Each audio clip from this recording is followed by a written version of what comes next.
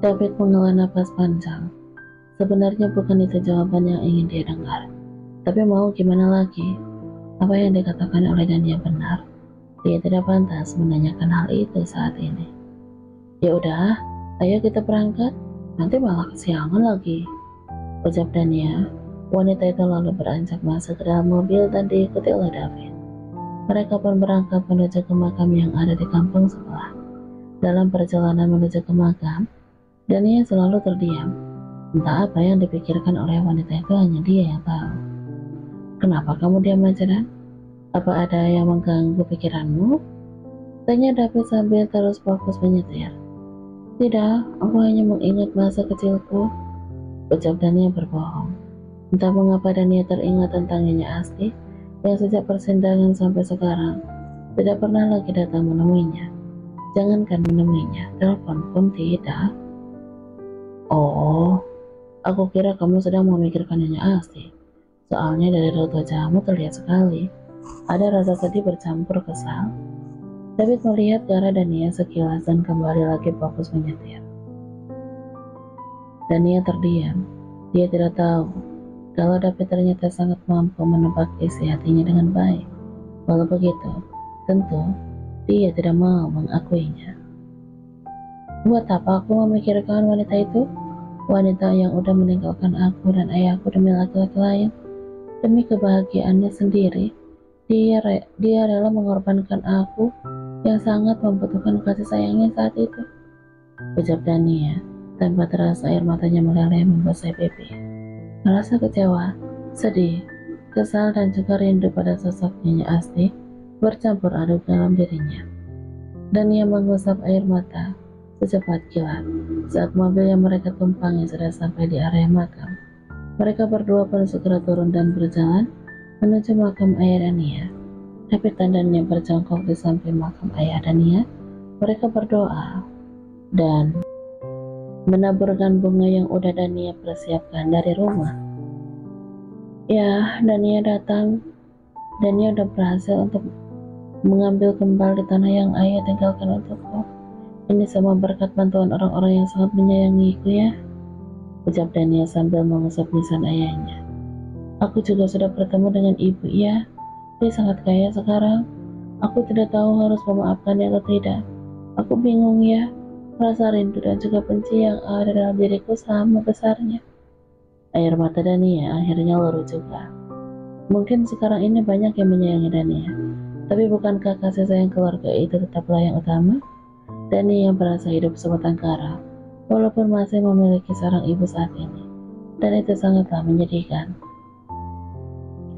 Kamu tidak boleh menangis. Semuanya akan baik-baik aja. Aku akan selalu menjagamu apapun yang terjadi. Dan kamu tidak perlu merasa sendirian. Aku dan keluargaku akan selalu mendukungmu, dan ucap David mencoba menenangkan Dania yang kini sedang menangis terisak. Dania menganggukkan kepalanya pelan. Memang selama ini David dan keluarganya lah yang selalu mendukungnya, bahkan melindunginya dari bahaya. Ya sudah, sekarang kita ke makam paman ya, ucap Dania. Kamu duluan, nanti aku akan menyusul. Aku ingin bicara dengan ayahmu sebentar, ucap David. Dania terdiam. Dia sebenarnya ingin bertanya tentang apa yang akan dibicarakan dengan ayahnya, tapi dia memilih diam dan menganggukkan kepalanya pelan. Dania malah bersembunyi di balik pohon agar dia bisa mendengar apa yang akan David bicarakan dengan ayahnya. Terima kasih karena sudah membesarkan wanita yang tangguh seperti Dania. Aku di sini hanya ingin meminta restu darimu.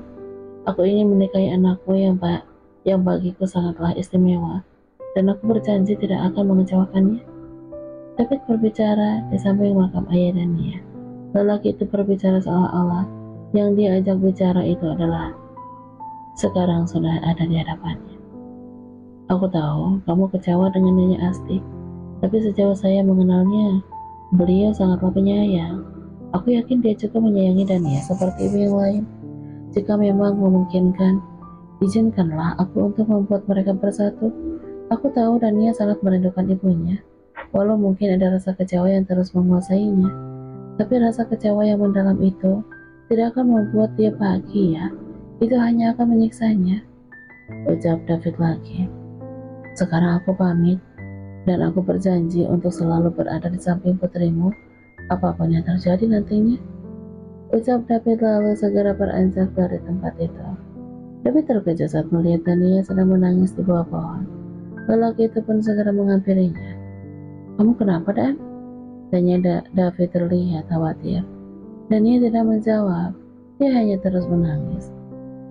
Dan, tolong jangan buat aku khawatir. Ada apa? Kenapa kamu menangis? David mengulangi pertanyaannya lagi karena Dania terus tidak kunjung menjawabnya. Dan dia tidak menjawab. Wanita itu justru berhambur memeluk David.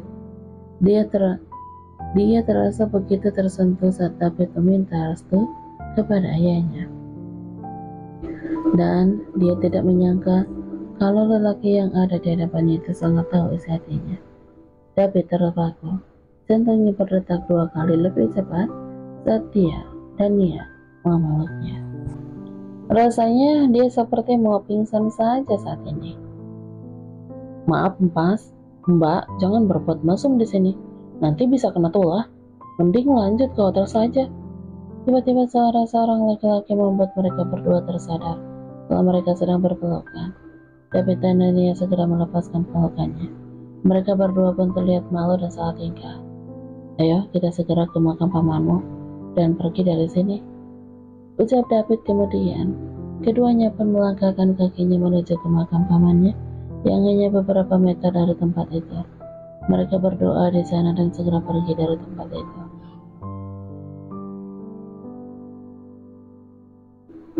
Sedangkan lelaki yang memergoki mereka sedang berpelukan pun terus saja mengawasi mereka berdua, dan itu membuat Dania dan David tidak nyaman.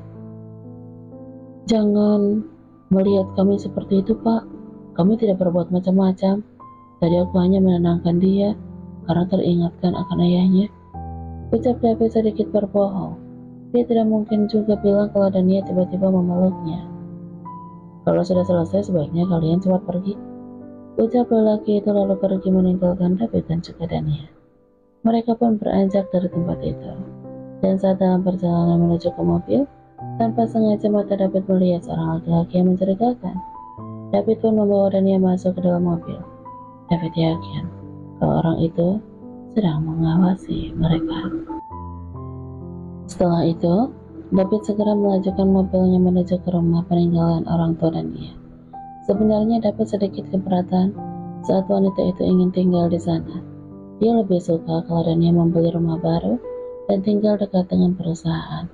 Lelaki itu memikirkan banyak hal, terutama keselamatan Dania. Apalagi sudah beberapa kali David melihat seseorang yang terus saja mengawasi Dania. Dia tentu tidak mau terjadi sesuatu dengan orang yang dicintainya itu. Selama ini David juga menyuruh beberapa orang untuk selalu berada di sekitar Dania. Mungkin Dania memang tidak menyadari itu, karena mereka semua menyamar. Ada yang jual-jual, ada yang jadi karyawan, dan banyak lagi yang lainnya. Mobil yang David kemudian memasuki halaman rumah Dania. Halaman rumah itu cukup luas, dan di kiri kanan hanya ada kebun sayur dan juga tanaman jagung. Sebenarnya David menyukai tempat itu, tapi untuk ditinggali oleh Dania, rasanya dia tidak setuju. Bukan masalah rumahnya yang kecil ataupun jauh dari keramaian, tapi lebih karena tempat itu terpencil dan dia tidak ada tetangga yang dekat dengan rumah Dania, dan itu membuat rasa khawatir David semakin bertambah. Mata David terus menyapu sekitar rumah Dania itu. Mata lelaki itu menyipit saat melihat ada seorang laki-laki sedang bersembunyi di balik pohon mangga yang tidak jauh dari tempatnya saat ini. Dan David yakin itu adalah orang yang sama yang dia lihat saat di makam tadi. Masuklah duluan, aku akan lihat-lihat suasana sekitar, ucap David. Baiklah. Dania pun melangkahkan kakinya masuk ke dalam rumah. Sementara David langsung melangkahkan kakinya menuju ke arah pohon mangga tempat di mana orang yang dia lihat tadi bersembunyi. Tapi setelah sampai di tempat itu, orang yang tadi dia lihat udah tidak ada lagi di tempat itu. Mana dia? Gumam David sambil terus mengedarkan pandangannya ke semua arah. Dan tak jauh dari tempat itu, dia melihat laki-laki yang tadi dia lihat sedang menelpon. David pun segera menghampiri orang tersebut dan menangkapnya. Tentu saja orang itu terkejut saat tiba-tiba David menangkapnya. Dia pun berusaha melepaskan diri dengan cara menyikut perut David. Setelah terlepas dari itu semua, barulah dia kabur. Tapi dengan segera David melayangkan tendangannya ke arah laki-laki itu. Lelaki itu pun oleng dan terjatuh setelah mendapatkan tendakan dari David.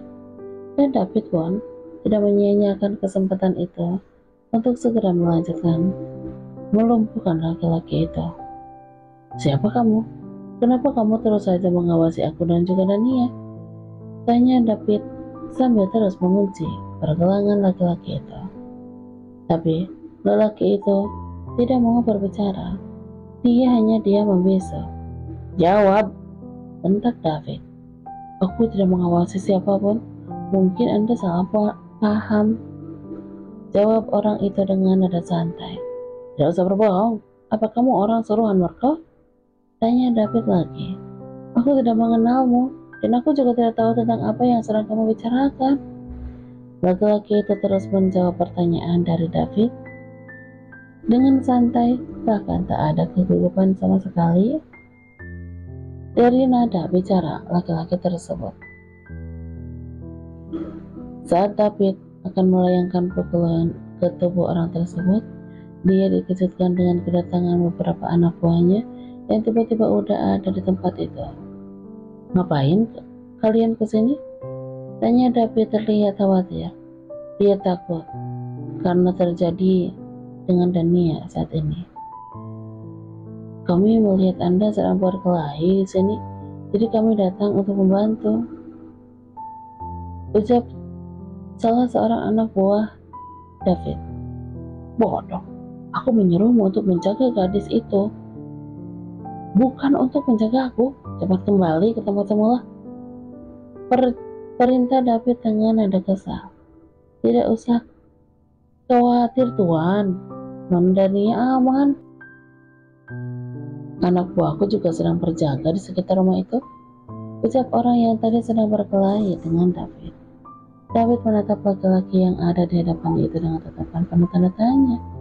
Jika lelaki itu menjaga Dania, berarti dia adalah kawan dan bukan lawan. "Siapa yang menyuruhmu?" tanya David kemudian.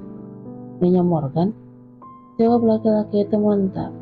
David tidak mau langsung saja percaya dengan apa yang dikatakan orang tersebut, dan memintanya untuk melakukan panggilan video dengan Nyonya Asti.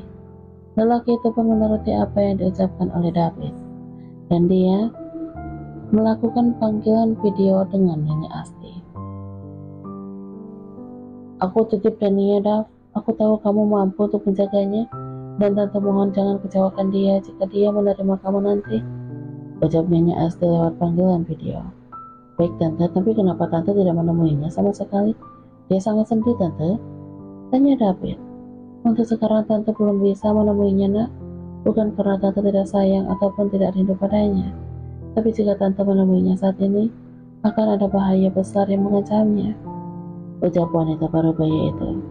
Dari panggilan video itu, David melihat air mata Nyonya Asti yang terasa membasahi pipinya, dan terlihat jelas jika wanita itu sedang menguatkan hatinya.